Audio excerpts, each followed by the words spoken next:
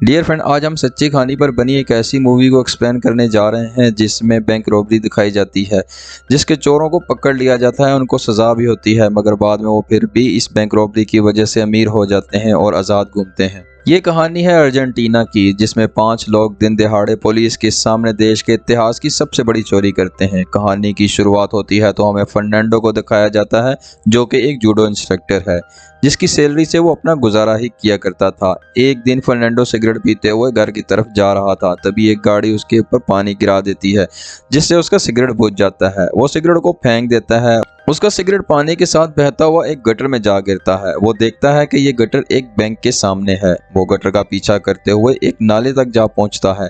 फिर वो उस नाले के बड़े पाइप में जाता है। उसके दिमाग में अब कुछ गलत ख्याल आने स्टार्ट हो जाते हैं। अगले दिन वो अपने दोस्त सेबेस्टियन के पास जाता है और बैंक लूटने का आइडिया बताता है। सेबेस्टियन को भी पैसों की जरूरत है, इसलिए वो भी तैयार हो जाता है, मगर सेबेस्टियन उसको बताता है बैंक लूटने के लिए हमें काफ़ी इक्विपमेंट, गाड़ियाँ और पैसों की जरूरत होगी। फर्नांडो इस काम के लिए वो अपने एक और दोस्त दिवाजो के पास जाता है। दिवाजो उसे मैरियो नामी आदमी के साथ मिलाता है, जो कि छोटा मोटा चोर है। फर्नांडो उसे अपने प्लान के बारे में बताता है। मैरियो प्लान सुनकर थोड़ा सा सोचता है, मगर तभी फर्नांडो कहता है कि अगर ये प्लान कामयाब हो गया तो फिर उसे दोबारा चोरी करने की जरूरत नहीं पड़ेगी। फिर मैरियो उनके साथ मिल जाता है। अब दोनों बैंक वाली लोकेशन में जाते हैं।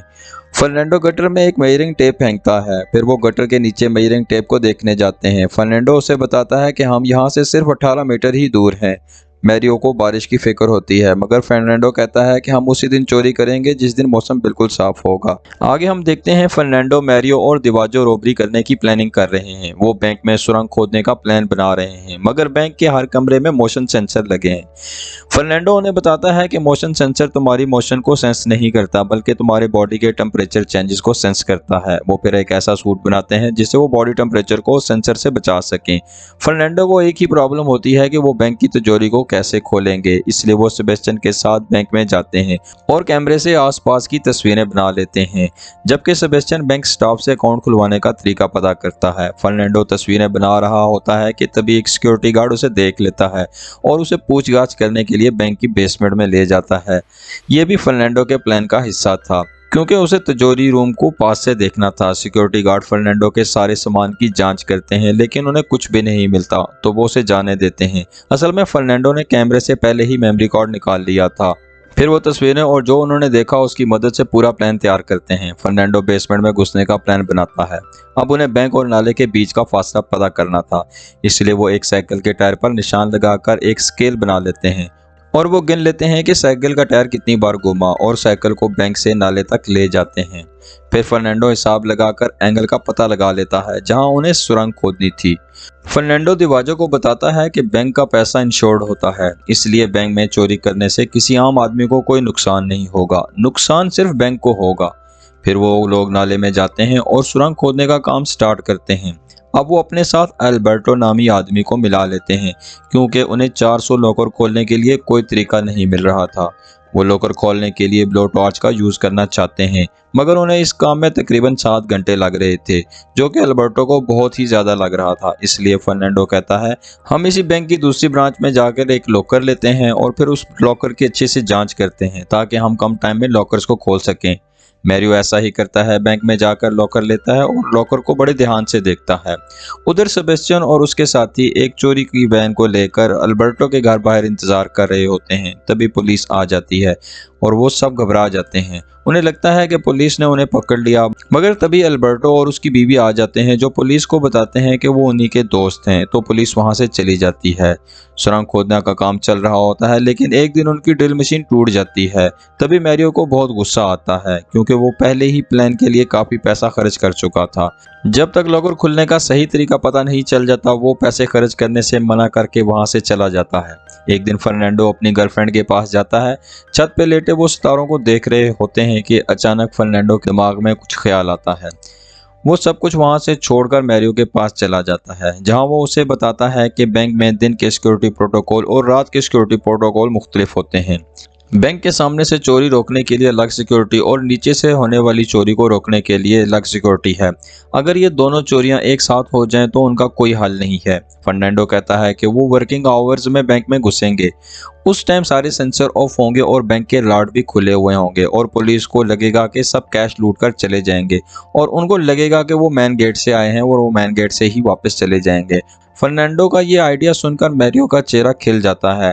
अब वो दिन आ जाता है जब बैंक रॉबरी को अंजाम देना था। सब अपने हाथों में गम लगा लेते हैं ताकि कहीं किसी के फिंगरप्रिंट ना बन सकें। सेबेस्टियन अपना काम करने के लिए नाले में चला जाता है और बाकी बैंक के मेन गेट से अंदर चले जाते हैं। सब अपने अपने मास्क पहन लेते हैं। 2 लोग गन निकाल कर फर्स्ट फ्लोर पर चले जाते हैं और 2 लोग गन पॉइंट पर ग्राउंड फ्लोर में लोगों को होस्टेज बना लेते हैं। सिक्योरिटी गार्ड सीसीटीवी में देखकर सब पुलिस को बता देता है। फर्नांडो सीसीटीवी रूम में होने वाली सारी बातों को सुन लेता है। बैंक में मैरियो कैशियर को बोलता है कि बैग में सारे पैसे डाल दो। वहां अल्बर्टो पार्किंग का गेट लॉक कर देता है। थोड़ी देर में पुलिस आ जाती है। तभी फर्नांडो एक आदमी को गन पॉइंट पर लेकर पुलिस को बोलता है अगर किसी ने बैंक में घुसने की कोशिश की तो वो सबको मार देगा। अब फर्नांडो वापस अंदर जाता है और साथियों को बताता है चोरी का पहला फेस मुकम्मल हुआ। फिर वो एक औरत को लेकर सीसीटीवी रूम में बैठे सिक्योरिटी गार्ड को सरेंडर करने को कहता है। वो सिक्योरिटी गार्ड से उसका मोबाइल और गन लेकर उसे बाहर जाने दे देते हैं। अब वो सभी कैमरे बंद कर देते हैं। फर्नांडो बेसमेंट में जाकर कैबिनेट को साइड पर करता है और सेबेस्टियन को दीवार तोड़ने को बोलता है। वो गाड़ी से कुछ टूल और बैग निकालकर बैंक में ले आते हैं। फिर वो मशीन को ऑन करते हैं। ये एक कैनन पावर मशीन है जो चंद सेकंड में लॉकर को तोड़ सकती थी। अब सेबेस्टियन और फर्नांडो लॉकर को तोड़ना स्टार्ट करते हैं। काफी लोग और पुलिस बाहर जमा हो चुके थे। पुलिस सिक्योरिटी गार्ड के कैप्टन से पता करता है कि अंदर के हालात कैसे हैं। वहां बैंक में लॉकर बहुत तेजी से तोड़े जा रहे थे। तभी छत से उन्हें किसी के चलने की आवाज सुनाई देती है। मैरियो पुलिस से फोन पर बात करता है और बैंक की छत पर चढ़े पुलिस को हटाने के लिए कहता है, नहीं तो वो लोगों को मार देगा। कैप्टन को मजबूरन उसकी बात माननी पड़ती है, मगर पुलिस दूसरी बिल्डिंग पर 2 स्नाइपर को भिजवा देती है। अब हम फ्लैशबैक में देखते हैं जहां फर्नांडो अपने साथियों को बता रहा होता है कि जब पुलिस उन्हें घेर लेगी तो उन्हें लॉकर तोड़ने तक पुलिस को भटकाना होगा। इसलिए फर्नांडो मारियो को कहता है कि तुम्हें इसके लिए तैयारी करनी होगी। इसलिए अब मैरियो पुलिस से काफी देर तक बात करता है। पुलिस मैरियो से डिमांड पूछती है। मैरियो कहता है कि वो डिस्ट्रिक्ट अटॉर्नी से बात करना चाहता है। पुलिस ये बात मान जाती है और उसे 1 घंटे का टाइम मांगती है। इस दौरान सेबेस्टियन और फर्नांडो को काफी लॉकर तोड़ने का टाइम मिल जाता है, जिससे वो काफी कैश और गोल्ड इकट्ठा कर लेते हैं। हम देखते हैं कि पुलिस बाहर अपना प्लान तैयार कर रही है। उन्हें पता चलता है कि बैंक के अंदर जाने के सिर्फ 2 रास्ते हैं, एक मेन गेट और दूसरा पार्किंग का एरिया। पुलिस फिर मैरियो को फोन करती है और उसे सरेंडर करने को कहती है और उन्हें एक वकील भी ऑफर करती है। जवाब में मैरियो कहता है वो अपने साथियों से डिस्कस करके बताएगा। इसी दौरान फर्नांडो और सेबेस्टियन ने काफी लॉकर तोड़ लिए थे। अब पुलिस मैरियो के जवाब का इंतजार करती है। तभी एक फोन बजता है जो एक बूढ़ी औरत का होता है और वो पता चलता है कि उसका आज जन्मदिन है। मैरियो और दिवाजो उसको विश करते हैं और एक चॉकलेट भी देते हैं। पुलिस ये बातें सुन लेती है और मैरियो गिफ्ट के तौर पर उस बूढ़ी औरत को छोड़ देता है। अब मैरियो खिड़की के पास बैठकर फोन पर पुलिस से बात करता है और कहता है कि उसने जिंदगी के 15 साल जेल में गुजारे हैं। वो तभी सरेंडर करेगा जब उसको यकीन दिलाया जाएगा कि उसकी सजा कम से कम होगी। पुलिस ये बात मान जाती है और स्नाइपर को पीछे हटने को बोल देती है। मैरियो खिड़की से पीछे हट जाता है और वो ये चेक कर रहा होता है कि पुलिस उसे गोली मारेगी कि नहीं। तभी वहाँ डिस्ट्रिक्ट अटॉर्नी आ जाता है। मैरियो उससे फोन पर बात नहीं करता, बल्कि वो अपने वकील से बात करने की डिमांड करता है। जब पुलिस उससे उसके वकील का नंबर मांगता है तो मैरियो किसी हॉस्टेज का नंबर दे देता है और वो फोन उठाकर खुद वकील बनकर पुलिस से बात करता है। अब फर्नांडो और सेबेस्टियन ने काफी लॉकर तोड़कर अच्छा खासा माल इकट्ठा कर लिया था। मैरियो सबको फर्स्ट फ्लोर पर बंद कर देता है। फर्नांडो सब साथियों के साथ मिलकर पैसे लेकर वहां से निकल जाता है। अब मैरियो अपना फोन बंद कर देता है, जिससे पुलिस को शक हो जाता है। तभी पुलिस की नज़र एक गटर पर पड़ती है और वो सोचता है कि चोर तो यहाँ से भी भाग सकते हैं। सब मिलकर लूट का पैसा लेकर नीचे फेंकते हैं और नीचे एक बोट में रखते हैं। वहाँ फर्नांडो अपने सारे हथियार एक वॉल्ट में रख देता है। हमें यहाँ पता चलता है कि सारे हथियार नकली थे। पुलिस को इस बात का पता चले उसने इसलिए ये सारे हथियार वहीं छोड़ दिए। थोड़ी देर बाद हॉस्टेज अपने फोन उठाते हैं और अपने रिश्तेदारों को फोन करते हैं और बताते हैं कि सारे चोर यहाँ से भाग चुके हैं। तभी पुलिस के होश उड़ जाते हैं। पुलिस अपनी एक टीम नाले की तरफ भेजती है, जबकि दूसरी टीम मेन गेट से बैंक के अंदर जाती है। फर्नांडो और अल्बर्टो सभी सबूत मिटाते हैं और बाकी साथियों के साथ वहां से बोट में चले जाते हैं। फर्नांडो को पहले ही पता था कि पुलिस को नाले के बारे में पता चलेगा, इसलिए वो नाले में एक डैम बनाती है ताकि बोट को दूसरी तरफ ले जाया जा सके। पुलिस जब बैंक में आते हैं तो सुरंग देखते हैं जिसमें एक बम लटक रहा था। उन्हें जल्द ही पता चल जाता है कि वो सब हथियार नकली थे, मगर तब तक बहुत देर हो चुकी होती है। सब पैसे लेकर वहां से जा चुके होते हैं। वो नाले के रास्ते वैन तक जा पहुंचते हैं, वैन में सारे पैसे डालते हैं और आराम से वहां से निकल जाते हैं। वो जगह बैंक से बहुत दूर थी। वहां से निकलकर वो चोरी में इस्तेमाल होने वाली सारी चीजों को जला देते हैं। फिर वो अल्बर्टो के घर जाकर चोरी का सारा सामान तकसीम करते हैं। कुछ टाइम तक वो लूट के पैसों से यशी की जिंदगी गुजार रहे होते हैं कि एक दिन अल्बर्टो की बीवी अपने पति को एक लड़की के साथ देख लेती है। उसे मालूम हो जाता है कि उसका पति उसे धोखा दे रहा है। गुस्से में सीधा पुलिस स्टेशन चली जाती है और उसके खिलाफ एफआईआर दर्ज करा देती है और ये भी बता देती है कि उस बैंक रॉबरी में अल्बर्टो भी शामिल था। फिर पुलिस सबको पकड़ लेती है और सबको जेल में बंद कर देती है। फिर दिखाते हैं कि 7 महीने के बाद फर्नांडो जेल से बाहर आ रहा है और मैरियो बाहर उसका इंतजार कर रहा था।